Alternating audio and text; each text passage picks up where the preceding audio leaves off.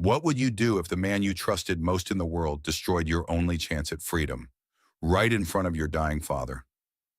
Rebecca Thompson watched 22 years of courage fall like snow across the hospital floor. Her millionaire husband Marcus had just torn up her divorce papers. But what she didn't know was that her dying father had been watching, waiting, planning. For 3 years, while cancer ate away at his body, Frank Morrison had been conducting the most important investigation of his life. Not for the police, not for the FBI, but for his daughter. Bank records, offshore accounts, criminal partnerships worth millions. Evidence that would either set Rebecca free or get them both killed. Because Marcus Thompson wasn't just a controlling husband, he was something far more dangerous. And when cornered men like Marcus realize they're about to lose everything, they don't just let go. They destroy what they can't control. But Frank Morrison had taught his daughter one thing Marcus had forgotten. Sometimes the quietest people are the most dangerous. This is the story of a father's love, a daughter's courage, and the last words that changed everything. Stay with me, because what happens next will make you believe that it's never too late to fight back. The papers fell like snow, white fragments scattered across the hospital floor as Marcus Thompson smiled down at his dying father-in-law. The sound of tearing echoed through the hospice room. "You'll never leave me, Becca," Marcus said. His voice carried sweet poison. "Not while I control everything." Rebecca Thompson knelt beside her father's bed. Her hands shook as she watched 22 years of courage dissolve into confetti. The divorce papers she'd hidden for weeks. Her only chance at freedom. Frank Morrison lay dying. 74 years reduced to beeping machines and the smell of antiseptic. His weathered hands rested on white blankets. "Dad," Rebecca whispered. Frank's fingers squeezed hers 3 times. Their childhood signal. "I love you." Marcus straightened his $5,000 suit. "Did you really think I'd let you embarrass me like this, sweetheart?" "My father is dying," Rebecca said quietly. "Perfect timing." Marcus pulled the manila envelope from her purse. He'd been watching her, always watching. He began tearing methodically, each rip deliberate, the sound cut through medical equipment humming. 22 years of marriage, Marcus said. "All those years I provided for you." "You gave me a prison," Marcus laughed, sharp, cold. "A prison? You haven't worked in 15 years. Drive a car I bought. Live in a house I own." Frank's breathing changed, shallower. The monitors beeped warnings. "Stop," Rebecca said. "Stop what? Protecting my family?" White pieces drifted like funeral ash. Rebecca watched her escape disappear fragment by fragment. "You can't stop me forever." Can I? Who'll hire a 44-year-old woman with no experience? How will you afford rent? A lawyer? Each question landed like a blow, designed to wound, to remind her of dependence. Frank's eyes opened, pale blue, still sharp despite morphine. He looked at scattered papers, then at Marcus. "Hello, Dad," Marcus said, his voice shifting to public politeness. "Sorry about the mess. Your daughter had unrealistic ideas." Frank's gaze moved to Rebecca. His lips moved behind the oxygen mask. No sound. But she understood. "Be strong, Becca Bird." The childhood nickname hit like a wave. When had Marcus last called her anything with tenderness? "I need air," she said. Marcus grabbed her wrist, fingers pressed against delicate bones. Not hard enough to bruise, never enough to leave marks, but firm enough to show who held power. "You're not going anywhere." Frank's hand moved. Press the call button. "Dad?" Rebecca leaned closer. Frank's voice was barely audible. "The box." "Ha ha. What box?" Marcus demanded. Frank closed his eyes. His breathing grew labored. The door opened. Jennifer Walsh stepped inside. Rebecca's best friend. A nurse here. Jen's eyes took in everything. Scattered papers. Marcus's grip. Tension crackling. "Everything all right?" Jen asked. "Just family matters, Mom," Marcus said. "I see." Jen checked Frank's vitals. "Mr. Morrison, how are you feeling?" Frank's eyes opened. Found Jen's face. "Need to talk to my daughter. Alone." Each word took enormous effort. "Of course," Jen said. Perhaps everyone else could step outside? Marcus didn't move. I'm family. Blood family, Frank wheezed. Need my daughter. The distinction was sharp as a blade. Marcus's face darkened, but he couldn't argue with a dying man's wishes. 5 minutes, he said. Jen waited until Marcus left. Honey, what happened to those papers? My husband happened. I see. Years of friendship in those words. How are you doing? When had anyone last asked her that? I don't know. Frank's hand found hers. Despite morphine, despite approaching death, still strong. Becca Bird, he whispered. Under the stairs. Remember. What's under the stairs? Frank's eyes closed, medication pulling him toward sleep. Marcus returned exactly 5 minutes later. Always precise. Control extended to every detail. Ready to go home? Home. The word felt hollow. When had their house stopped feeling like home? I want to stay with Dad. He's sleeping. Come back tomorrow. Not a suggestion. Marcus didn't make suggestions. Rebecca stood slowly, legs unsteady, years of weight pressing her shoulders. Bye, Dad. Frank's eyes opened once more. Box, he mouthed. Marcus guided her toward the door. Gentle, possessive, iron fist in velvet glove. In the hallway, Rebecca turned back. Jen stood watching, her expression carefully neutral, but her eyes held understanding. The understanding that came from seeing too many women in similar situations. Marcus guided her to the elevator, hand on her arm, steering. Even her movement belonged to him. You embarrassed me tonight. The elevator doors opened. Inside, his mask slipped. If you try something like that again, there will be consequences. What consequences? Marcus smiled. You really want to find out? Ground floor, parking garage, silent drive home in his BMW. Rebecca caught her reflection in the window. 44 years old, still young enough to start over. But with what? Marcus was right about her vulnerability. No work experience, no money, no escape. Or was there? Under the stairs. Remember, what had Frank hidden?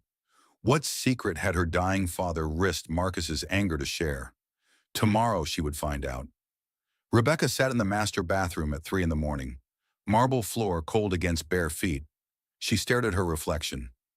I married a monster. The thought hit like ice water. How had she not seen it before? She had seen it. She'd spent 22 years making excuses, telling herself Marcus's control came from love, that his jealousy meant he cared. She'd been gaslighting herself. Her phone buzzed. A text at 3:17. Jen, can't sleep either. Call me. When had she stopped having friends she could call at 3 a.m? She crept to the kitchen, called Jen. Hey, Jen's voice was soft. How are you holding up? I don't know. Rebecca opened the refrigerator, stared at perfectly organized shelves. Everything Marcus approved of. When did I become invisible? You're not invisible. You're buried. What do you mean? The Becca I knew in college was fierce, independent. She had opinions about everything. That Becca's gone. No, she's underground, like your father's secret. The words hit something deep. Underground, like whatever Frank had hidden. Jen, have you ever noticed anything strange about my marriage? Long pause. What kind of strange? The way Marcus treats me, controls everything. Rebecca, Jen's voice became careful. How long has this been going on? What? The control, the isolation, the financial manipulation. Rebecca's hand shook. You noticed. I've been worried for years, but every time I tried to bring it up, you changed the subject. The recognition was complete, undeniable. I've been so stupid. No, you've been surviving. Rebecca walked to the window, looked at the manicured yard, professional landscaping. Nothing wild, nothing growing where it shouldn't. He tore up my divorce papers tonight, right in front of my dying father. Jesus, Rebecca. And you know the worst part? I felt grateful he waited until Dad was unconscious. That's not your fault, isn't it? I chose this. I stayed. Stop. Nurse voice. Authority. You're not weak. You're trauma bonded. Your nervous system adapted to survive. He's never hit me. Physical abuse isn't the only kind. The words hung in air. Abuse. Rebecca had never thought of her marriage in those terms. Financial control is abuse. Isolation is abuse. Destroying your legal documents is abuse. Each word landed like a blow. Years of denial cracking. I can't leave him. I have nothing. That's exactly what he wants you to believe. Rebecca's phone buzzed. Marcus, where are you? Come back to bed. Her body tensed. How had he known? I have to go. Rebecca, wait. You're not alone. When you're ready to leave, there are resources. What if I'm never ready? You will be. Tonight was the first step. Rebecca ended the call, deleted the conversation. Marcus checked her phone sometimes. She climbed stairs quietly, house creaking around her. Marcus was awake. Where were you? Couldn't sleep. Got water. He rolled toward her, arm across her waist, possessive even in sleep. Bad dreams? Something like that. You'll feel better tomorrow, after we talk. The promised conversation about boundaries. Rebecca's stomach clenched. Marcus's conversations were lectures, lessons in submission. What are we going to talk about? Your behavior, your responsibilities, your future, my future, as if it belonged to him. Marcus's breathing grew regular. Sleep came easily to him. Rebecca lay awake staring at the ceiling. The recognition was complete. She was trapped in a marriage slowly killing her soul. But Frank had left something, a message, a clue, under the stairs. Tomorrow she would go to her childhood home, find what her father had hidden. Maybe finally she would find a way out of this beautiful prison. 4:37. In hours, sun would rise. Marcus would go to work, Grace to school, and Rebecca would go home, to the house where she learned what real love looked like, where her escape might be waiting. The key still fit. Rebecca stood on her childhood home's porch, holding the brass key her mother had given her. Just in case, Sarah had said. The house looked smaller, working class modest, vinyl siding needing paint. So different from Marcus's mansion, so much more like home. The door opened with familiar squeak. The sound transported her instantly. 7 years old running inside after school. 16 sneaking past curfew. 22 bringing Marcus home. The memory hit like a physical blow. Frank's face when she'd introduced Marcus. That tiny frown he'd tried to hide. The handshake lingering too long. Sizing up the man who wanted his daughter. He seems successful, Frank had said later. Dad, he's wonderful. He'll take care of me. Frank's pause. You can take care of yourself, Becca Bird. You always could. She dismissed his concern. Marcus was charming, wealthy, everything a father should want. Except Frank had seen something she'd missed. The house smelled like childhood. Lavender sachets, coffee brewed too long, older home mustiness, not antiseptic perfection. This smelled lived in, loved. Rebecca walked through the living room, everything exactly as remembered. Frank's recliner, Sarah's knitting basket, family photos everywhere. She paused at her wedding photo, Marcus in expensive tuxedo, Rebecca in silk that cost more than her parents' mortgage. Both smiling. Looking closer, she saw truth. Marcus's smile was triumphant, the expression of someone who'd won a prize. Her smile looked strained, like she was convincing herself. Age 7, Frank teaching her to change tires, patient voice explaining each step. Independence, Becca Bird. Never depend on anyone to rescue you. You've got everything you need. Tapping her forehead, her heart. What if I get scared? Then you'll be scared and independent. Fear doesn't make you weak. Giving up your power does. When had she given up her power? Age 16, walking to the car after heartbreak. Tommy Kellerman had dumped her. Frank's arm around her shoulders. Real love builds you up, honey. It never tears you down. If someone makes you feel small, that's not love. How do you know the difference? Love makes you more yourself. Everything else makes you less. Less. That's what she'd become. Less confident, less independent, less alive. Age 22. Morning after Marcus's proposal. She'd called off their engagement 3 times. Frank finding her in the kitchen at dawn. Having second thoughts? I don't know. Frank poured coffee, sat beside her. What does your gut tell you? That I should be grateful. He's offering everything. What about what you're offering him? What do you mean? Marriage should be two people making each other better. But she'd been tired of struggling.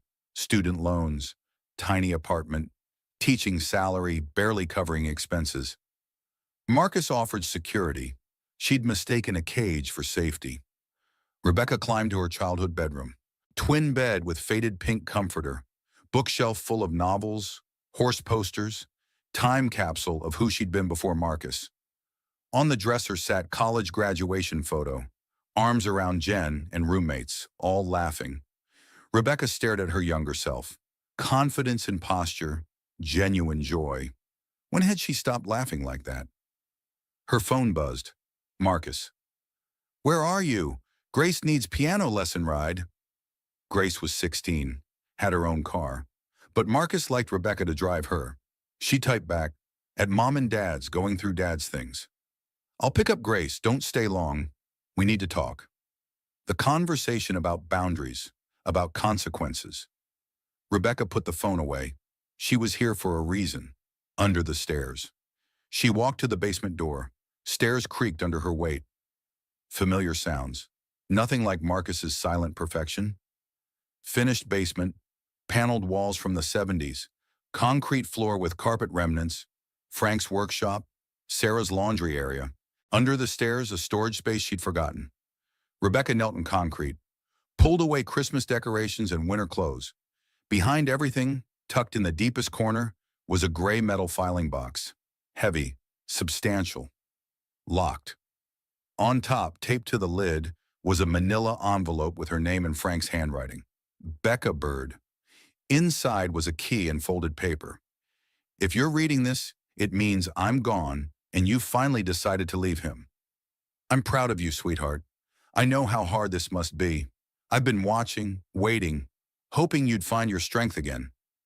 The woman I raised is still there. She just needs the right tools. Everything in this box is yours. Use it wisely. Love, Dad, P.S. I bought you a house, 1247 Maple Street. The deed is in the box. You've always had a place to go. Rebecca's hands trembled, reading the letter again. Frank had bought her a house? When? How? She used the key. Inside were manila folders, bank statements, legal documents. On top, a thick folder labeled Marcus Thompson, Financial Crimes. Rebecca opened with shaking hands. Bank records, offshore accounts, wire transfers, all with Marcus's name, all detailing activities that looked wrong.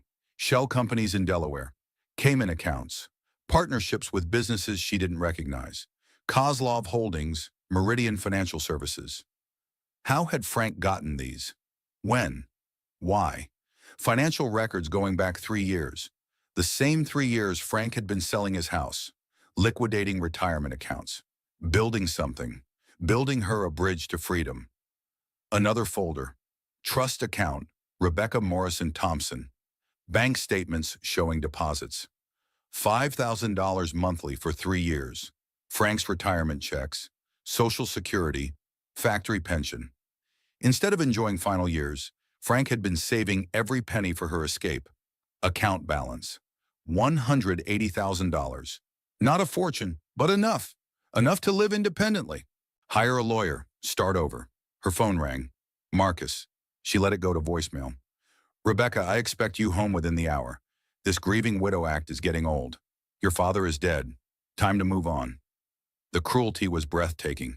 Even in death, Frank threatened Marcus's control, because Frank had given her something Marcus couldn't take away. Options. Rebecca gathered files, put everything in the box, loaded it into her car. 1247 Maple Street. She programmed GPS, 7 minutes away. The house was small, 1940s bungalow with front porch and oak trees. Nothing like Marcus's mansion. Everything like home. Realtor's lockbox on the door. Inside, another key, another note. Bought this 2 years ago when the Hendersons moved. Cash purchase, no mortgage. It's yours, free and clear. Ready whenever you are. Spare key under ceramic turtle by back door. Sarah knows about the house, but not the investigation. Keep her safe. I love you, Becca Bird. Fly. Rebecca unlocked the door, stepped into her new life. Perfect house. Hardwood floors, built-in bookshelves, kitchen with white cabinets and simple granite. Not expensive granite, functional, beautiful. Master bedroom had new furniture, bed made with fresh sheets, towels in bathroom, basic dishes in kitchen. Everything needed to start over. Frank had thought of everything. Her father hadn't just given her evidence of Marcus's crimes. He'd given her complete escape plan, financial independence, place to live, tools to build new life. All she needed was courage to use them. Phone buzzed. Marcus, come home now. Rebecca stared at the message. Then for the first time in 22 years, she typed truth. No, and turned off her phone. Rebecca sat in her new kitchen at 1247 Maple Street. The house felt different in daylight, brighter, more real, like possibility made tangible. She'd spent the night here, first night away from Marcus in 22 years. She'd expected panic, fear, regret. Instead, she'd slept better than she had in months. Her phone had 17 missed calls, 12 voicemails, 23 texts, all from Marcus. The progression was predictable. Anger, threats, manipulation, fake concern, more threats, silence. Marcus was calculating his next move. Rebecca opened Frank's files again. In daylight, the evidence looked more damning. Financial crimes, money laundering, business partnerships with questionable organizations. Her phone rang. Jen. Oh my God, Rebecca, are you okay? Marcus called the hospital looking for you. Said you'd had a breakdown. Controlling the narrative, making her the problem. I'm fine, better than fine. I found what Dad left me. Rebecca told her everything, the house, bank account, evidence of Marcus's crimes. Jen listened, occasionally gasping. Jesus, Rebecca, your father was conducting a full investigation. For 3 years. While dying, he was building my way out. What will you do? I'm not going back. Good, but be careful. Men like Marcus don't just let go. When they lose control, they escalate. Car pulled into driveway. Marcus's BMW. Black, sleek, expensive. He's here. Want me to call police? Not yet. Let me see what he wants. Rebecca hung up, watched through kitchen window as Marcus got out. Charcoal suit, perfectly pressed, his armor of respectability. He didn't knock. Tried front door, locked, walked around back, also locked, then began knocking. Polite first, then louder, pounding. Rebecca, open this door. We need to talk. She didn't move, just watched through window. Marcus's mask began slipping, voice growing sharper. I know you're in there. Your car's in the driveway. Stop being childish. Childish. Any behavior he didn't approve of was childish. You're embarrassing yourself. Come home and we'll forget this happened. Forget. Marcus's solution to every conflict was amnesia. I'll give you 5 minutes. Then I'm calling police, reporting you as mentally unstable. The threat beneath concern. Marcus's ultimate weapon. He had connections, influence, money, but Frank had given her weapons too. Rebecca opened the back door. Marcus smiled when he saw her, triumphant. There you are, let's go home. Grace is worried. I'm not coming home. Marcus's smile faltered. Don't be ridiculous. I want a divorce. We've been through this. You can't afford divorce. Can't afford anything without me. Rebecca stepped onto back porch. Actually, I can. She told him about bank account, house, Frank's planning. With each revelation, Marcus's face grew darker. That manipulative old bastard. Even dead, he's trying to control you. He's not controlling me. He's freeing me. Free? Marcus laughed ugly. You think 100,000 makes you free? I spend more on your clothes. 180,000. And yes, it's enough. Marcus stepped closer. Voice dropped to serious threat tone. You're being emotional, irrational. Grief has clouded your judgment. My judgment is perfectly clear. Is it? Because you look like a middle-aged woman having a breakdown, abandoning her family. Each word chosen for maximum damage, painting her incompetence, building case for why she couldn't be trusted. I'm not abandoning anyone. Grace is almost 18. Tommy's in college. When their friends find out their mother ran away, when they have to explain why mommy couldn't handle being an adult, turning escape into abandonment, freedom into failure. You're gaslighting me. Marcus's eyes narrowed. I'm what? Gaslighting. Making me question reality? Making me think I'm crazy for wanting basic dignity. Where did you learn that term? Suspicion. Marcus didn't like when she used words he hadn't taught her. I've been learning many things. Honor. From who? That nurse friend? Has she been filling your head with feminist nonsense? As if wanting equality was radical ideology. Jennifer didn't tell me anything I didn't know. She helped me name it. Marcus's control was slipping. She could see it in his posture. Clenched hands. Tightness around eyes. You're making a mistake. I've given you everything. And this is how you repay me? I didn't ask for those things. I wanted a partner, not a warden. A warden? Voice rising. I protected you, provided for you, loved you. You owned me. There's a difference. Owned you? He was shouting. You ungrateful. He stopped himself, but the word hung between them. Ungrateful bitch. How many times had he swallowed that phrase? Go ahead, say it. Call me what you really think I am. Marcus straightened his tie. Smoothed hair, mask sliding back. I think you're confused, grieving, making decisions you'll regret. But she'd seen behind the mask, seen the rage, the contempt for any woman who dared challenge his authority. I need you to leave. I'm not going anywhere. Not until you come to your senses. Then I'll call police. And tell them what? That your husband is concerned? Trying to help his mentally unstable wife? The mental health threat again. Marcus's nuclear option. But Rebecca wasn't afraid anymore. Frank's evidence had given her leverage. I'll tell them about offshore accounts. Marcus went very still. What offshore accounts? Cayman Islands, Delaware shell companies, partnerships with Kozlov Group. All color drained from Marcus's face. I don't know what you're talking about. Dad documented everything. 3 years of investigation, bank records, photographs, wire transfers. Your father was a sick old man with delusions. Was he? Because it looks pretty real to me. 22 years of marriage reduced to this moment. Recognition of what they'd really been. Predator and prey. You don't know what you're playing with, Marcus said finally, don't I? Those people don't play games, Rebecca. If you start making accusations, are you threatening me? I'm protecting you, like I always have. But his protection had always been control, another way to keep her dependent. I don't need your protection anymore. Marcus looked at the house, her car, evidence of independence. This isn't over. Yes, it is.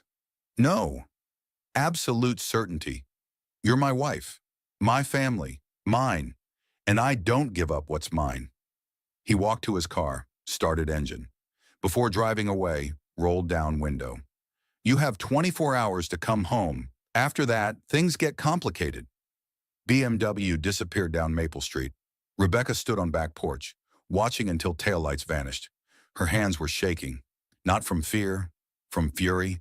22 years of her life, given to a man who saw her as property, who threatened her when she tried to leave. But Frank had given her more than money and evidence. He'd given her truth, and truth was the most powerful weapon of all. Darkness came early to Maple Street. Rebecca sat at her kitchen table, surrounded by Frank's files. Evidence of Marcus's crimes spread like puzzle pieces she was finally understanding. Her phone had been silent 3 hours. Since Marcus's ultimatum, 24 hours to come home, 18 hours remaining. She'd called Grace earlier. Her 16-year-old daughter sounded confused, hurt. Daddy says you're sick, that you need to come home and rest. I'm not sick, sweetheart. I'm figuring things out. About what? About us? Pain in Grace's voice was a physical blow. Her daughter didn't understand. Grace had grown up seeing only the version of Marcus he wanted her to see. It's not about you and Tommy. It's about me and your father. Are you getting divorced? The question hung between them. Grace needed honesty. But how much truth could a 16-year-old handle? I don't know yet. Maybe. Is it because of me? Because I crashed the car last month? Oh, honey, no. This has nothing to do with you. This is about your father and me growing apart. Growing apart. Gentle way to describe 22 years of psychological imprisonment. Daddy's really upset. He's been on phone all day, with lawyers and stuff. Of course, Marcus was building his defense, gathering resources, preparing for war. Grace, I need you to know something. No matter what happens, I love you. That will never change. Then come home, please. Everything feels weird without you. Rebecca had ended the call with promises to talk soon. But how could she explain that the home Grace loved was a prison? Now alone in gathering darkness, Rebecca faced the hardest question. What if she was wrong? The thought crept in like poison. Marcus's voice in her head, even when he wasn't there. What if she was overreacting? What if grief had clouded her judgment? What if Frank's investigation was paranoid delusion? She picked up a bank statement, studied account numbers, wire transfers, amounts that didn't make sense for legitimate real estate business. But what did she really know about high-level finance? What did a former elementary teacher understand about international banking? Maybe these transactions were normal. Maybe she was seeing crimes where none existed. Maybe Marcus was right. Maybe she was having a breakdown. The doubt settled like a familiar blanket, warm, comforting, easier than facing the possibility that her entire adult life had been built on lies. Her phone rang. Tommy. Mom, what's going on? Dad called me at school. He sounds worried about you. Her son's voice was deeper now, 19 years old. A man, but she could hear the little boy. I'm okay, sweetheart. Working through some things. Dad says you left, that you're staying somewhere else. Temporarily, yes. Are you guys getting divorced? Same question Grace had asked. Direct, honest. Tommy had always been like that. It's possible. Silence. Then, is he why you stopped teaching? The question surprised her. What do you mean? You loved teaching. When I was little, you'd come home with stories about students. You'd spend hours making lesson plans. Then one day you just stopped. Rebecca remembered. Tommy was 7. Grace was 2. Rebecca had been teaching 3rd grade at Riverside Elementary. 25 eager 8-year-olds. Marcus had suggested she take a break. Focus on family. They didn't need money. Kids needed her home. She'd planned to return when Grace started school. But then Marcus expanded business. They moved to bigger house. Grace had activities. Tommy had sports. There had always been a reason why now wasn't the right time. I chose to stay home, she told Tommy. The words sounded hollow. Did you? Or did Dad choose for you? How had her 19-year-old son seen what she'd spent years denying? Tommy, Mom, I love Dad, but I've seen how he treats you, the way he decides things for you. Talks about you when you're not around? What do you mean? Like you're not capable of making decisions, like you need him to think for you. Each word was a small knife. Her children had witnessed her diminishment, watched her become smaller year by year. I'm sorry you had to see that. I'm sorry I didn't say anything sooner. I thought it was normal, that all marriages were like that. They're not. I know that now. My roommate's parents are married 30 years. They treat each other like equals. Like friends. Friends.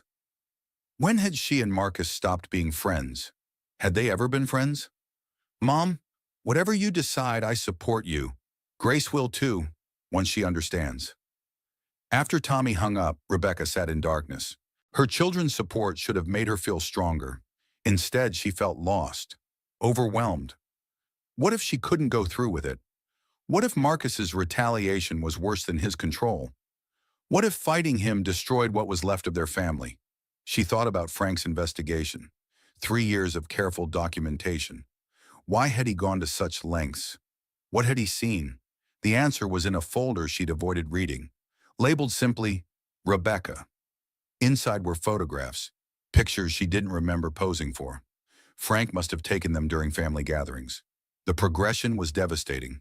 Rebecca at 35, smiling, animated, talking with her hands at Christmas dinner. Rebecca at 40, more subdued, sitting quietly while Marcus dominated conversations. Rebecca at 42. Thin, strained, standing behind Marcus in family photos, like she was disappearing. Rebecca at 44. Most recent pictures, face blank, eyes empty, going through motions without living.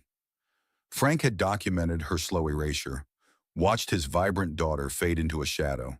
At the bottom was a letter, Frank's handwriting, shaky from illness but determined. Becca Bird, if you're reading this, you found the courage I always knew you had. I've watched you disappear piece by piece. Watch that man steal your light. I couldn't say anything while I was alive. You weren't ready to hear it, but now you are. You think you're breaking up your family? You're not. You're saving what's left of yourself. Your children need to see what strength looks like, what self-respect looks like. They need to know that love doesn't require surrender. I failed your mother once. Let fear keep me from fighting for what was right. I won't fail you. The evidence in these files is real. Marcus Thompson is a criminal.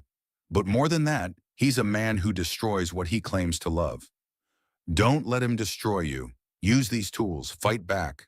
Fight. Show Grace and Tommy what their mother really looks like when she remembers who she is. I believe in you. I always have.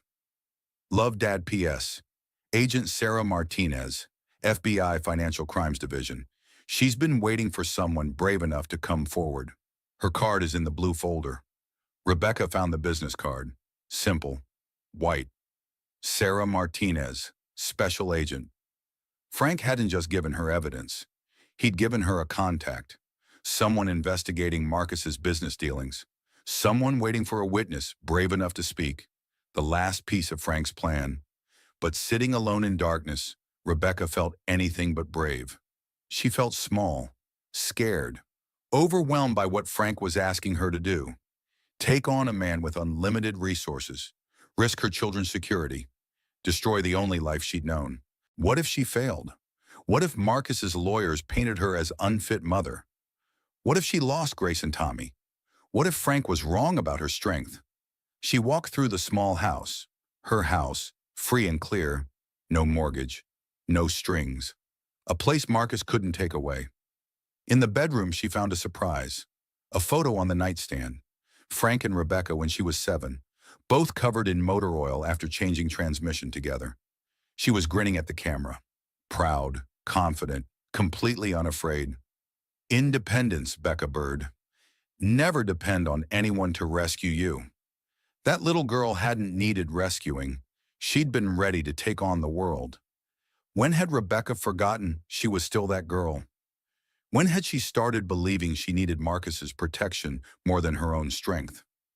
Rebecca picked up Agent Martinez's card, turned it over in her hands. 24 hours to decide, 18 hours remaining. Come home or face consequences. But Frank had shown her a third option. Fight back. The clock read 11:47. 5 hours until dawn. 5 hours until Marcus expected an answer. Rebecca made her choice. She dialed Agent Martinez's number. Agent Sarah Martinez arrived at 7 in the morning with coffee and bagels. She was younger than Rebecca expected. 40 maybe. Professional but warm. The kind of person who inspired confidence. Thank you for calling, Martinez said, settling at Rebecca's kitchen table. I've been hoping someone would come forward. You know about Marcus? We've been watching his financial activity for 2 years. Your father's documentation fills in many blanks. Martinez opened her briefcase, pulled out files mirroring Frank's investigation. Bank records, surveillance photos, wire transfer receipts. Your husband has been very careful, very smart, but not quite smart enough. Rebecca spread Frank's evidence alongside FBI files. The picture was damning. Marcus hadn't just been hiding money. He'd been laundering it, moving cash for criminal organizations, using real estate business as a front. How long has this been going on? At least 5 years, probably longer. He started small, private clients who needed to move money quietly. Then it escalated. Martinez pointed to wire transfers, large amounts, regular timing. The Kozlov group is particularly interesting. They're suspected of human trafficking, money laundering on international scale. Rebecca's stomach clenched. Human trafficking? Marcus may not know full scope of their activities, but ignorance isn't a defense when you're moving their money. Coffee tasted bitter suddenly. What happens now? That depends on you. We have enough evidence for financial crimes, tax evasion, money laundering, but a cooperating witness would strengthen our case considerably. You mean testify against him? Eventually, yes, but first we need you safe. Men like Marcus don't handle exposure well. Rebecca's phone buzzed. Marcus. Time's up. I'm coming to get you. Martinez read the message. Is he violent? Has he ever hurt you physically? No, but he controls everything. Money, social connections. He could make my life very difficult. Not anymore. The moment you become a federal witness, you get protection, legal immunity, financial assistance, if necessary. What about my children? They're old enough to make their own choices, and frankly, they're probably safer once Marcus is in custody. Rebecca stared at evidence spread across her table. Frank's 3 years of work, FBI's 2 years of investigation, all leading to this moment. What do I have to do? First, we get you somewhere safe. Then we prepare a formal statement. After that, we let Marcus hang himself. A car pulled into the driveway. Marcus's BMW, right on schedule. He's here, Rebecca whispered. Good. Let's see what he does when he realizes he's lost control. They watched through kitchen window as Marcus got out. He wore navy blue suit, his power uniform, important business meeting clothes. This time, he brought backup. A second man emerged from passenger seat. Tall, broad-shouldered, expensive but subtle clothes. The kind of person who solved problems quietly. Friend of yours? Martinez asked. I've never seen him before. Marcus walked to front door. Knocked once. No answer. Tried handle. Still locked. The second man walked around house, checking windows, looking for alternate entrances. Professional, systematic. Private security? Martinez guessed. Or worse, Marcus's voice carried through door. Rebecca, I know you're in there. We need to talk now. Martinez motioned for silence. Pulled out phone. Speed dialed. This is Agent Martinez. I need backup at 1247 Maple Street. Possible intimidation of federal witness. Rebecca's heart pounded. Federal witness. The words made it real, official, no going back. Marcus's knocking became insistent. Rebecca, open this door or I'll open it myself. Empty threat, Martinez whispered. Breaking and entering would be stupid, even for him. But the second man had disappeared around back. Martinez drew her weapon, motioned for Rebecca to stay back. Sound of splintering wood from rear of house. Back door. Being forced. Federal agent, Martinez called. Stop where you are. Footsteps in hallway. Heavy, deliberate. The second man appeared in kitchen doorway. Saw Martinez's gun. Stopped. Hands where I can see them, Martinez ordered. The man raised hands. Smiled slightly. Like this was amusing. Marcus appeared behind him. Took in the scene. Gun. FBI agent. Evidence spread across table. His face went through emotions. Surprise. Understanding. Rage. You called the FBI? Voice very quiet. Very dangerous. I called them 3 weeks ago, Rebecca lied smoothly, when I found Dad's investigation. Timeline was wrong, but Marcus couldn't know that. She wanted him to think FBI had been watching longer. Your father was a paranoid old fool. Was he? Because Agent Martinez seems to think his evidence is compelling. Marcus's gaze moved to files on table. Even from across room, he could see bank statements, business records, 3 years of documentation. You have no idea what you've done, he said. I know exactly what I've done. I've stopped being afraid of you. Sirens wailed in distance, growing closer. Martinez's backup arriving. Marcus looked at his companion. Silent communication passed between them. The second man lowered hands slowly. This isn't over, Marcus said. Yes, it is. No. Absolute certainty. You're still my wife, still my family, and I protect what's mine. Sirens were louder now, very close. Marcus' straightened tie, smoothed hair, mask sliding into place one final time. Agent Martinez, he said pleasantly. I hope you know what you're doing. My wife has been under tremendous stress since her father's death. Grief can make people unreliable. I'll keep that in mind, Martinez replied dryly. Police cars pulled into driveway. Car doors slammed. Footsteps on front porch. Marcus smiled at Rebecca. Take care of yourself, sweetheart. I'll be in touch. He and his companion left through front door, past arriving officers without incident. Nothing illegal about visiting your wife? Nothing criminal about concern for her welfare? Martinez holstered weapon. He's good. I'll give him that. What happens now? Now we prepare. He knows we're coming. That makes him dangerous, but also predictable. Martinez began gathering evidence. We'll need you to make formal statement, detail the financial control, isolation, threats. Will it be enough? Combined with financial evidence? More than enough. One of uniformed officers appeared in kitchen doorway. Agent Martinez? The subjects left the scene. Do you want us to follow? No, let them go. We know where to find them. After police left, Martinez helped Rebecca pack a bag. You can't stay here tonight. Marcus knows where you are now. Where will I go? Safe house, just for a few days while we process everything. Rebecca looked around kitchen. Frank's gift. Her first taste of independence in 22 years. Agent Martinez? What my father did gathering all this evidence, it must have taken enormous courage. It did. But you know what takes more courage. What? Using it. Your father gave you tools, but you're the one who had strength to pick up the phone. Rebecca thought about 7-year-old girl in photograph, covered in motor oil, grinning at camera, completely unafraid. She was still that girl. She'd just forgotten for a while. When do we start? She asked. Martinez smiled. We already have. The safe house was nondescript apartment in suburb 30 miles from Maple Street. Generic furniture, neutral colors, the kind of place that existed to be forgotten. Rebecca sat at kitchen table with Agent Martinez and her partner, Agent David Kim.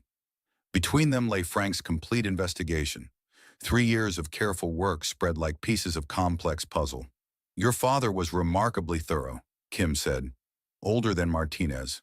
Silver hair, kind eyes behind wire-rimmed glasses. He documented everything. When did he start? Rebecca asked. Martinez consulted notes.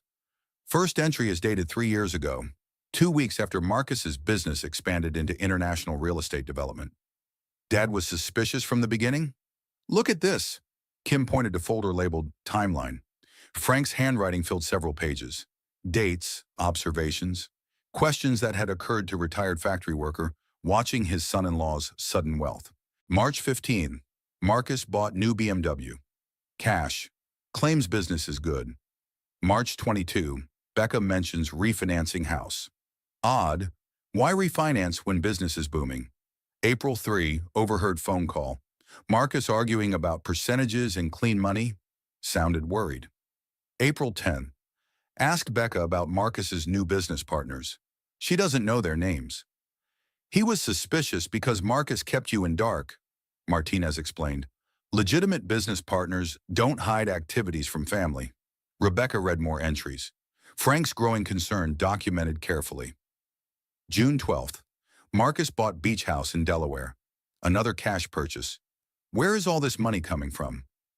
July 4th. Family barbecue. Marcus received 3 phone calls, stepped away each time. Very secretive. August 9th. Becca looks thin, stressed. Asked if everything okay. She says Marcus is working a lot, under pressure. September 15th. Decided to investigate. If something illegal is happening, Becca needs to know. That's when he started real work, Kim said. Following Marcus, taking photographs, recording conversations. The photographs were devastating. Marcus meeting with known criminals, handshakes in parking garages, briefcase exchanges that looked exactly like what they were. How did Dad get so close without being noticed? Martinez smiled. He was smart, used Sarah as cover, told her he was taking up photography as hobby, bought expensive equipment, acted like harmless old man learning new technology. Mom knew? About photography, not about investigation. Frank was protecting her too. Rebecca found another folder. Protection plan. Frank's strategy for keeping families safe while gathering evidence. If Marcus is involved with dangerous people, exposure puts everyone at risk. Need exit strategy for Becca before confrontation. Cannot trust local police. Marcus has too many connections. Federal authorities only option, but need ironclad evidence first. Must ensure Becca has financial independence. Cannot escape without resources. House purchase. Create safe space Marcus cannot control or access. Bank account. Provides steady income stream independent of Marcus. Documentation. Evidence strong enough to guarantee prosecution. He thought of everything, Rebecca whispered. He loved you, Kim said simply. Everything he did was about giving you choices. Rebecca's phone buzzed. Grace. Mom, please call me. Dad's acting really weird. He's been on phone all day with lawyers and won't tell me anything. Martinez read message. Marcus is preparing for war. We expected this. My daughter's scared. She should be, but not of us. We're going to make sure she and Tommy are protected. How? Kim opened new file. Witness protection protocols. Your children are adults. They can choose to participate or maintain distance. Either way, we'll monitor their safety. Rebecca called Grace back. Her daughter answered on first ring. Mom, where are you? Dad says you're sick, but you sound fine. I'm fine, sweetheart. Better than I've been in years. Then why won't you come home? Because home isn't safe for me right now. What does that mean? Rebecca chose words carefully. Your father and I have serious problems to work out. I need space to think clearly. Are you really getting divorced? It's likely. Silence. Then, is it because of something I did? No, baby. This is about choices your father made. Choices that have nothing to do with you or Tommy. What kind of choices? Adult things. Business things. I can't explain everything right now, but I promise you'll understand soon. I'm scared, Mom. I know, but Grace, I need you to trust me, and I need you to be careful around your father for next few days. Careful how? Don't be alone with him if you can help it. Stay with friends, or go to Tommy's school. Visit your brother. You're scaring me. I'm keeping you safe. There's a difference. After call ended, Martinez leaned forward. We need to move faster. Marcus is isolating your daughter. Classic control behavior. What do you mean? He's using Grace as leverage, making sure you know he has access to what you love most. The realization hit like physical blow. Of course, Marcus would use children. He'd always use them. Leverage disguised as love. How long do we have? Days, maybe less. Once Marcus realizes scope of our investigation, he'll either run or escalate.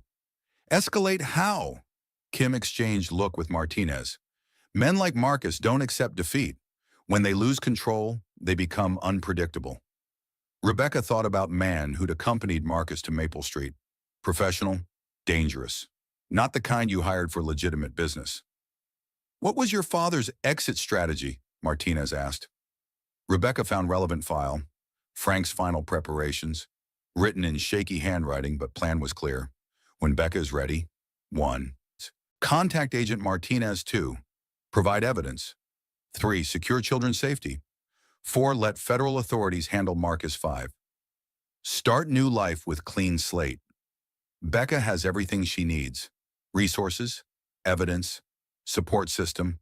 She just needs to remember who she is. He believed in you, Kim said. Question is, do you believe in yourself? Rebecca looked at her reflection in safe house window. 44 years old, still young enough to start over, still strong enough to fight.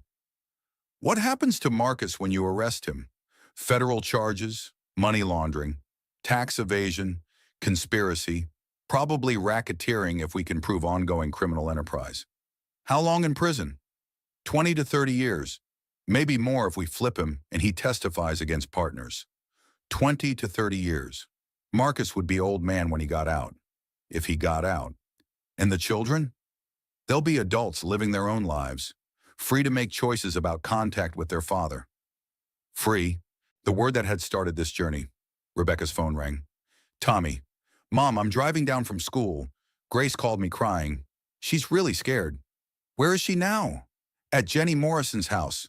But Mom, Dad's been calling her every hour. He wants her to come home. Don't let her. Keep her away from house until I can arrange something. Arrange what? Rebecca looked at Martinez, got nod of approval.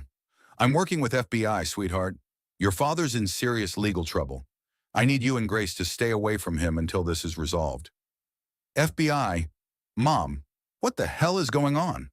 I'll explain everything soon, but right now I need you to trust me. Can you do that? Yeah, of course, but Mom, are we going to be okay? Yes, we're going to be better than okay. After Tommy hung up, Martinez made several calls, arranging surveillance for children, coordinating with local authorities, building net that would keep Marcus's family safe while bringing down his criminal empire. Your father gave you more than evidence, Martinez said finally. He gave you timing. Marcus is panicking, making mistakes. We'll have him within the week. Rebecca thought about Frank's final letter. Show Grace and Tommy what their mother really looks like when she remembers who she is. She was remembering. More than that, she was becoming someone new. Someone who wouldn't accept control disguised as love. Someone who fought back when threatened. Someone who protected what mattered most. Agent Martinez, when you arrest Marcus, I want to be there. That's not standard protocol. I don't care about protocol. I want him to see my face when his world falls apart. I want him to know that the woman he thought he owned brought him down. Martinez smiled. I think your father would approve. Rebecca looked at Frank's photographs one more time. 3 years of evidence. 3 years of love expressed through protection. 3 years of dying man's determination to set his daughter free. Agent Martinez, let's finish what my father started. The surveillance van was cramped, hot, uncomfortable. Rebecca sat between Agent Martinez and Agent Kim, watching video feeds from cameras positioned around Marcus's office building. 3 days of preparation had led to this moment. Federal warrants, coordinated raids, network of law enforcement agencies moving in synchronized precision. Target is in building, came voice through earpieces. 4th floor, northwest corner office. Marcus's real estate empire occupied top 3 floors of downtown high-rise. Glass and steel, modern, expensive, built on foundation of criminal money. Teams in position, Martinez spoke into radio. Wait for my signal. Rebecca watched screens. Agents at every exit. Financial crimes investigators ready to seize records. Coordinated takedown 3 years in making. Her phone buzzed.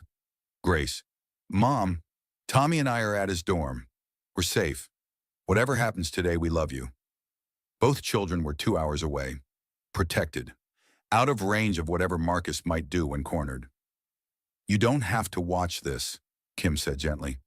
Yes, I do. Rebecca needed to see Marcus's face when his carefully constructed world collapsed. Needed to witness moment when his control became powerless. All teams, this is Martinez. Execute. Building erupted in coordinated chaos. Federal agents flooding through entrances. Elevator cars locked down. Stairwells secured. On screens, Rebecca watched Marcus's office. He was on phone, gesturing angrily, unaware that his empire was falling apart 4 floors below. Then someone knocked on his door. Marcus looked up, annoyed. He said something to whoever was outside. Door opened. Agent Martinez's voice came through speaker. Marcus Thompson, you're under arrest. Marcus's face went through emotions, confusion, understanding, rage, then calculation. I want my lawyer, he said. You'll have that opportunity. Please stand up and put your hands behind your back. Marcus complied. Professional, dignified. Even in handcuffs, he maintained composure. But Rebecca could see what others might miss. Slight tremor in hands. Way his jaw clenched. Fury he was barely containing. Marcus Thompson wasn't just angry. He was terrified. Got him, Martinez said into radio. Suspect in custody. Rebecca watched as they led Marcus out of office. Down hallway, into elevator. For 22 years, that man had controlled every aspect of her life. Now he was the one being controlled. How do you feel? Kim asked. Rebecca considered the question. She'd expected triumph, satisfaction, relief. Instead, she felt empty. Not sad, not angry, just empty.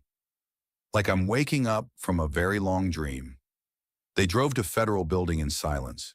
Marcus would be processed there, fingerprinted, photographed, charged with dozen federal crimes. American justice system would decide his fate now. Rebecca's role was almost finished. "What happens next?" she asked. "Arraignment tomorrow. He'll probably make bail, but it'll be substantial. 7 figures minimum. He can afford that. Maybe, but his assets are frozen pending investigation, and his business partners are going to be very unhappy about attention." Rebecca thought about man who'd accompanied Marcus to Maple Street. Professional, dangerous, the kind who didn't tolerate mistakes. "Will he be safe in jail?" "That's not your concern anymore," Martinez said firmly. "Your job is to move forward. Build the life your father wanted you to have." They parked outside Federal Building. Rebecca could see news vans gathering. Word was spreading. Local real estate mogul arrested on federal charges. "Ready?" Martinez asked. Rebecca nodded. She wanted to see Marcus one more time. Wanted him to know that she'd been the one who brought his world down. They entered through side entrance, avoided media circus at front, took elevator to 3rd floor where Marcus was being held. Through one-way window, Rebecca watched her husband of 22 years. He sat at metal table in interview room, still wearing expensive suit, still maintaining composure. But something had changed. Arrogance was gone, replaced by dawning realization that his carefully constructed life was over. Agent Martinez entered room, set thick file on table between them. "Mr. Thompson, I'm Agent Martinez. We spoke yesterday." Marcus said nothing. Waiting for lawyer, probably. "Your wife has been very helpful. Amazing what 3 years of documentation can accomplish." Marcus's head snapped up. "What documentation?" "Your father-in-law's investigation. Bank records, photographs, wire transfer receipts, everything." For first time since arrest, Marcus's mask slipped completely. That manipulative old bastard. He was protecting his daughter, something you should have been doing instead of exploiting her. "I never exploited Rebecca. I gave her everything." "Everything except freedom." Marcus leaned back. "Where is she?" "Safe, away from you." "I want to see her." "That's not going to happen." "She's my wife. She's a federal witness, and after today, she'll be your ex-wife." Martinez opened file, spread photos across table. Marcus meeting with criminals, accepting briefcases full of cash, shaking hands with known money launderers. "We know about Kozlov Group, about Delaware shell companies, about Cayman accounts." Marcus studied photos. His lawyer still hadn't arrived. He was alone, vulnerable, exactly where Rebecca had been for 22 years. "How much does she know?" he asked finally. "Everything. Rebecca wouldn't betray me. She doesn't have the strength." "You're right. The woman you married wouldn't have had strength. But you didn't marry that woman. You created her, broke her down, made her dependent." Martinez leaned forward. "But she remembered who she used to be, who her father raised her to be. Frank Morrison was a bitter old man who never accomplished anything. Frank Morrison was a man who loved his daughter enough to spend his final years building her an escape route." Rebecca watched Marcus process this information, saw him realize that Frank's investigation hadn't been paranoid delusion. It had been strategic warfare. "What does she want?" Marcus asked. "Freedom. Something you never gave her. I gave her security, a beautiful home, financial stability. You gave her a cage." Marcus's lawyer arrived then. Expensive suit, confident manner, the kind money could buy. "Don't say another word," the lawyer advised. But Marcus ignored him. "I want to see my wife." "Your wife doesn't want to see you," Martinez replied. "She's done with 22 years of psychological abuse." "Abuse?" Marcus's voice rose. "I never touched her." "Physical abuse isn't the only kind. Financial control is abuse. Isolation is abuse. Emotional manipulation is abuse." Same words Jen had used. Same truth Rebecca had finally accepted. "Agent Martinez," lawyer intervened, "my client isn't saying anything else without proper consultation." Martinez gathered photos. "That's fine. We have everything we need." She left room, joined Rebecca behind one-way window. "How do you feel now?" Martinez asked. Rebecca studied Marcus's face. He looked older suddenly, smaller. Without his power and control, he was just a man, a criminal, someone who'd built empire on other people's suffering. I feel sorry for him, she said honestly. Sorry? He spent so much energy controlling me that he forgot to build anything real. No genuine relationships, no authentic connections, just transactions and manipulation. Marcus's lawyer was speaking urgently, probably explaining charges. Evidence. Likelihood of conviction. 20 to 30 years, Rebecca murmured. He'll be old man when he gets out. If he gets out, Martinez corrected, men like Marcus don't do well in federal prison. They watched as Marcus's composure finally cracked. His head dropped into hands, weight of his situation hitting full force. Mrs. Thompson? Martinez touched her arm gently. You don't have to watch anymore. Rebecca took one last look at man who'd controlled her life for 22 years, sitting alone in federal interview room, handcuffed, powerless. No, she said, I'm done watching. They left building through same side entrance, avoided media, drove back towards safe house in comfortable silence. What happens now? Rebecca asked. You go home, to your real home. Start building the life your father wanted you to have. What about trial? Months away, maybe a year. You'll testify when time comes. But until then, you're free. Free. The word still felt foreign. After 22 years of asking permission for everything, complete autonomy was overwhelming. Agent Martinez, thank you for believing my father, for believing me. Thank your father. He did the hard work. We just finished what he started. They pulled into safe house parking lot. Rebecca's car was waiting, packed with belongings, ready for her to drive to new life. One more thing, Martinez said. Your father left something else. She handed Rebecca a sealed envelope. Found it in his files marked for after. Rebecca opened envelope with shaking hands. Inside was letter in Frank's careful handwriting. Becca Bird, if you're reading this, you found your strength. I'm proud of you, sweetheart. Prouder than I ever was of anything else in my life. You think you've lost 22 years. You haven't. You've learned 22 years worth of lessons about what love isn't. Now you're free to discover what love is. Start with yourself. Remember the girl who changed transmissions and climbed trees and wasn't afraid of anything? She's still in there. Then find someone who sees that girl, who celebrates her instead of trying to diminish her. You deserve love that builds you up. Love that makes you more yourself, not less. I won't be there to walk you down aisle again, but I'll be there in spirit, watching my strong, independent daughter choose someone worthy of her this time. Live fully, Becca Bird. Love fearlessly. Trust your instincts. They've never led you wrong. All my love, Dad. Rebecca read letter twice, then folded it carefully and put it in purse, next to Agent Martinez's business card, next to deed to 1247 Maple Street. All the tools her father had given her for building new life. Ready? Martinez asked. Rebecca looked at Safe House. 3 days of her life, but it had felt like coming out of hibernation, remembering who she was before Marcus. Yes, she said. I'm ready.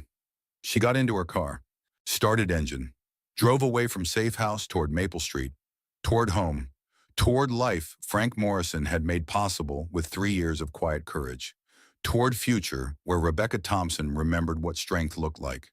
6 months later, Rebecca stood in courthouse hallway waiting for her divorce to be finalized. The proceedings had been swift, uncontested. Marcus was fighting federal charges. He had no time or resources left to battle her. Tommy sat beside her on wooden bench. Grace was on her other side. Both children had chosen to support her decision, had seen finally what their mother looked like when she stopped apologizing for existing. You okay, Mom? Grace asked. Perfect, Rebecca said, and meant it. Through courthouse windows, she could see early spring garden coming to life. New growth, fresh starts, the world rebuilding after winter. Her lawyer approached. Jennifer Walsh had recommended him, family practice attorney with reputation for protecting abuse survivors. It's done, he said simply. You're free. Free. The word still made her smile.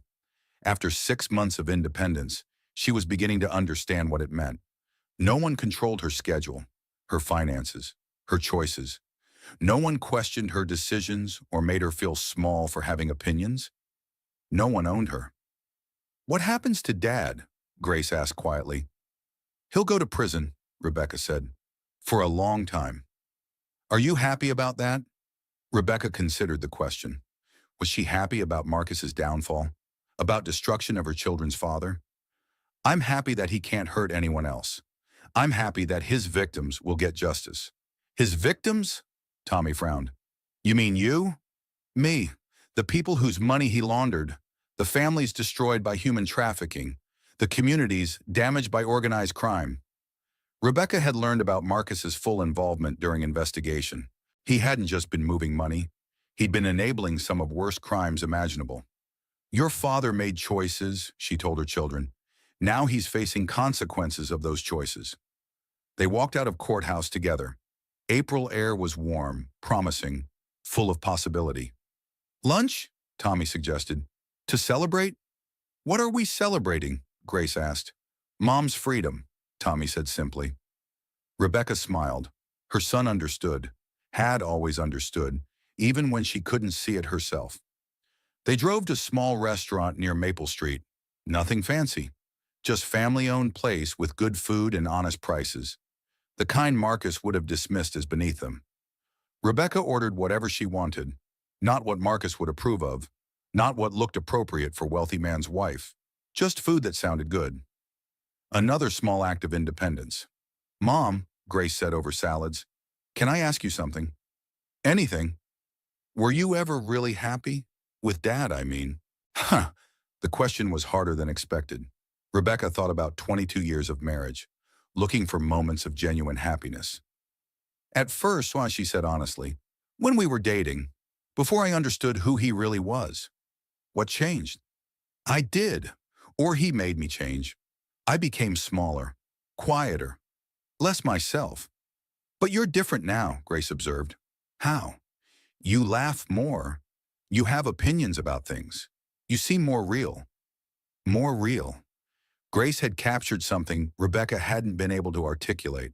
For 22 years, she'd been performing the role of Marcus's wife, playing character instead of being herself.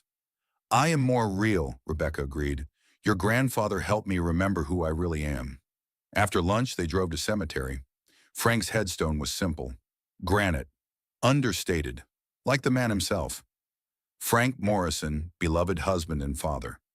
He taught his daughter to fly. Rebecca knelt beside grave. Placed fresh flowers, daffodils, Frank's favorites. Frank's. We did it, Dad, she whispered. Marcus is going to prison. The kids are safe. I'm free. Warm breeze rustled trees.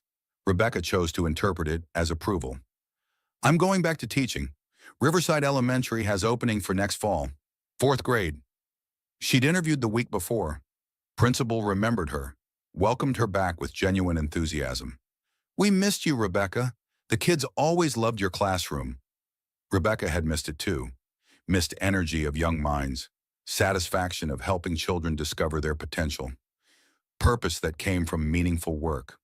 I'm also thinking about dating, she admitted to Frank's grave. Eventually, when I'm ready. The thought still seemed foreign. She'd been married so long that independence felt like complete identity. But Frank's letter had planted a seed. Possibility of love that built up instead of tearing down. I'll be careful this time, I promise. Tommy and Grace waited by car, giving her space to say goodbye. They understood importance of this moment. Rebecca stood, brushed dirt from knees, took one last look at her father's grave. Thank you, she said, for everything. They drove home to Maple Street. Home. The word felt right now. 1247. Maple Street was home in a way Marcus's mansion had never been. Rebecca had redecorated over winter. Bright colors, comfortable furniture, books everywhere. Plants that she chose because she liked them, not because they matched designer's vision. House reflected her personality now, her choices, her preferences, her life. Movie night? Grace suggested. What do you want to watch? Something Dad would have hated, Grace said with grin. They settled on romantic comedy. Light, funny, optimistic. Everything Marcus would have dismissed as frivolous. Rebecca made popcorn, real butter, extra salt. Another small rebellion against years of controlled eating. During movie, her phone buzzed. Text from Jen. Wine tasting next weekend? There's someone I want you to meet. Rebecca stared at message. Someone Jen wanted her to meet. A man, probably. The idea was terrifying, exciting, overwhelming. She typed back, maybe. Can I think about it? Of course, no pressure. But he's a teacher too. Recently divorced. Very kind. Kind. When had Rebecca last been with a man who was simply kind? I'll let you know. Movie ended. Tommy and Grace headed home to pack for their respective schools. Rebecca was alone in her house, her sanctuary. She walked through rooms slowly. Kitchen where she cooked what she wanted. Living room where she read books Marcus would have found boring.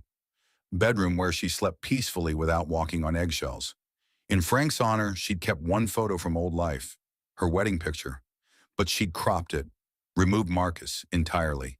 Now it showed just her, 22 years old, beautiful, hopeful, ready to begin. Rebecca picked up phone, called Jen back. Tell me about this teacher. His name is David. David Crawford. He teaches high school history. 2 kids grown and out of house. His ex-wife was difficult. Difficult how? Controlling. Sound familiar? It did. Perhaps David would understand what she'd been through. Perhaps they could help each other heal. What does he look like? Tall, gray hair, kind eyes, gentle hands. The kind of man who would never make you feel small. The kind of man who would never make you feel small. Rebecca's heart did something unexpected, fluttered with possibility. Okay, she said. Wine tasting sounds nice. Really? Really? But Jen? I'm terrified. Of course you are. You've been alone for 6 months. But Rebecca, you're ready. I can see it. How can you tell? Because you're asking about him instead of making excuses. Because you're curious instead of afraid. After they hung up, Rebecca sat in her living room, surrounded by evidence of her new life. Books, plants, comfortable furniture. Freedom made tangible. Frank's letter was framed on the mantel, the part about finding someone worthy of her this time. Maybe she was ready.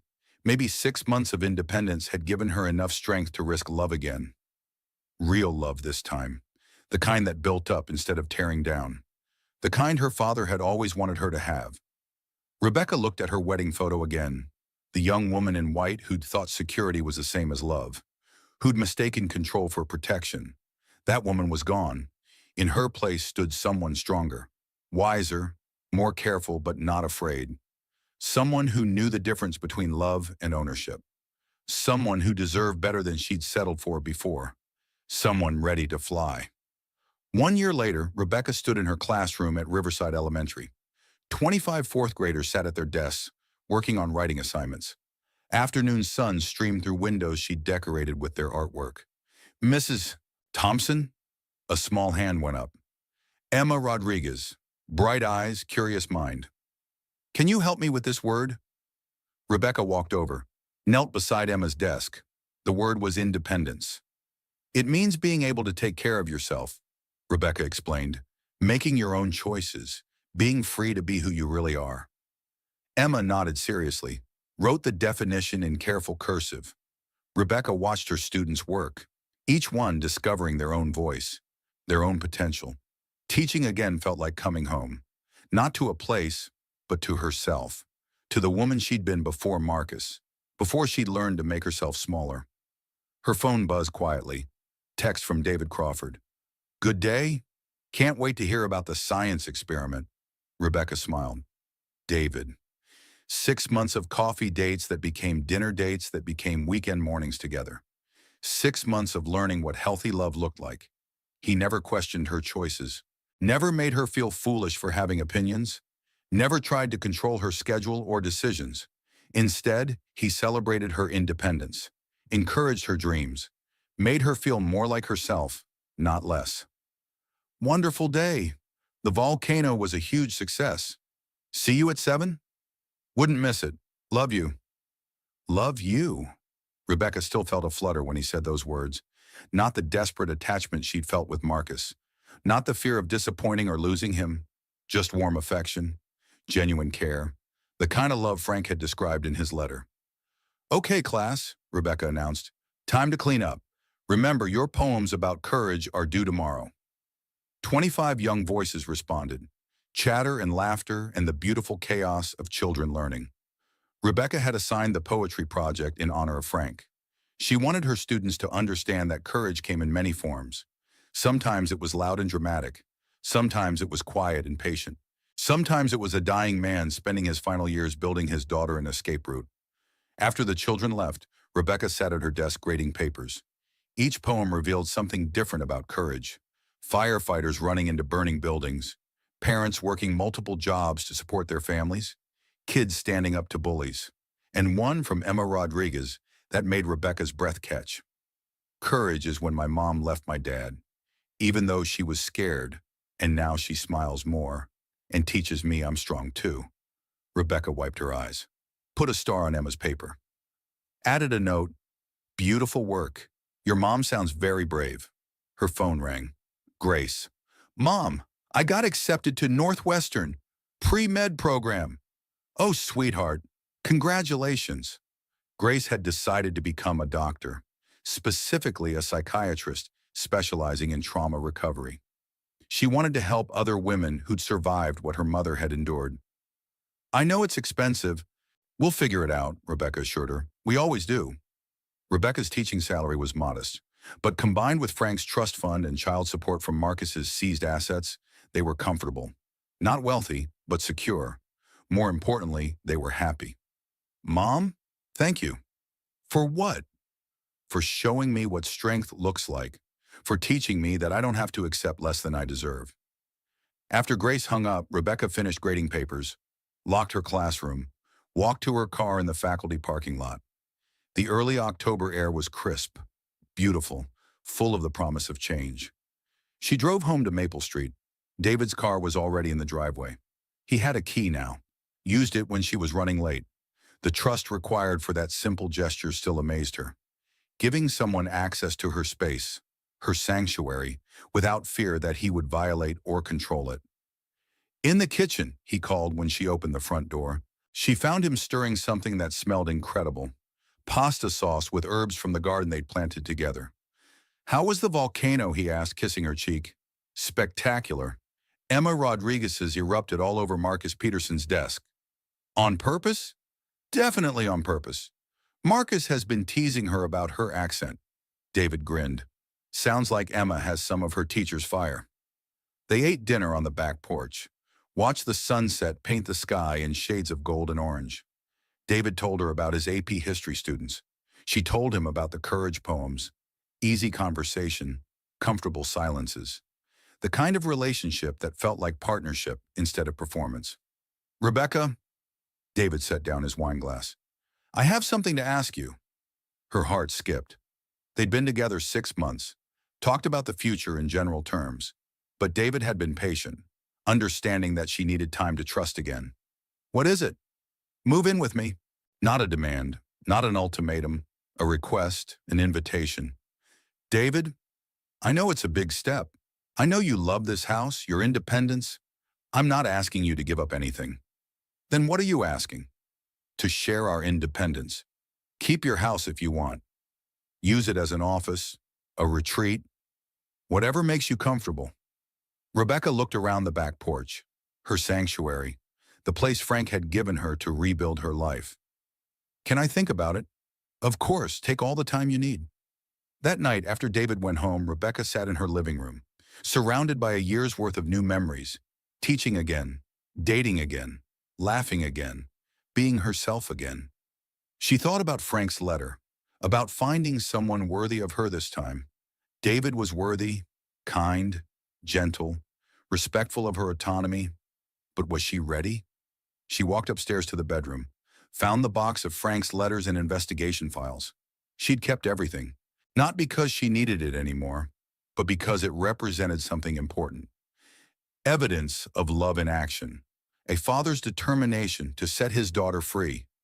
At the bottom of the box was a letter she'd never opened, marked for when you're ready to love again. Rebecca broke the seal with trembling fingers. Becca Bird, if you're reading this, you found someone special, someone who sees your worth, who celebrates your strength instead of trying to diminish it. I'm proud of you for being brave enough to try again. Love isn't about finding someone to complete you. You're already complete. Love is about finding someone to share your completeness with. Someone who makes you more yourself, not less. Trust your instincts, sweetheart. They've always been good. You just forgot to listen to them for a while. If this man makes you feel safe without making you feel small, if he encourages your dreams without trying to control them, if he loves the woman you've become instead of trying to change her, then he's worthy of Frank Morrison's daughter. And that's the highest praise I know how to give. Be happy, Becca Bird. You've earned it. All my love always, Dad. Rebecca read the letter 3 times. Then she picked up her phone. David, are you awake? Always, for you. What's wrong?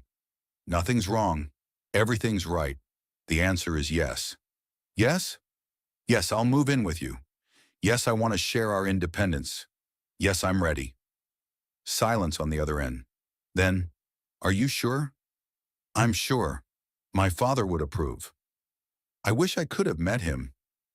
You would have liked each other. You're both men who understand that love means setting someone free, not trapping them. 6 months later, Rebecca and David were married in her backyard on Maple Street, a small ceremony. Close friends and family. Tommy walked her down the aisle. Grace was her maid of honor. Jen officiated. She'd gotten ordained online specifically for the occasion.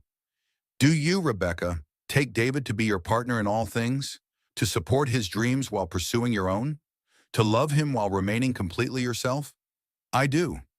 Do you, David, take Rebecca to be your partner in all things? To celebrate her independence while sharing your own? To love her for exactly who she is? I do.